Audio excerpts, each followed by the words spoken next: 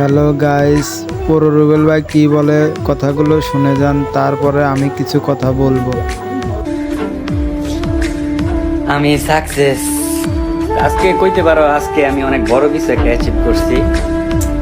মানে একদিক দিয়ে কইতে গেলে জিনিসটা যতটা করা সহজ, করাটা তার থেকে অনেক অনেক বেশি কঠিন। বিশেষ করে আমার লাগে, আমি অ্যাজ এ কন্টেন্ট ক্রিয়েটর আমি চ্যালেঞ্জ নিয়েছিলাম যে 7 দিন আমি সোশ্যাল মিডিয়া থেকে দূরে থাকবো, চ্যানেলের যত মেল টেল আছে কোনো কিছু চেক করবো না, কোনো হোয়াটসঅ্যাপে ঢুকবো না।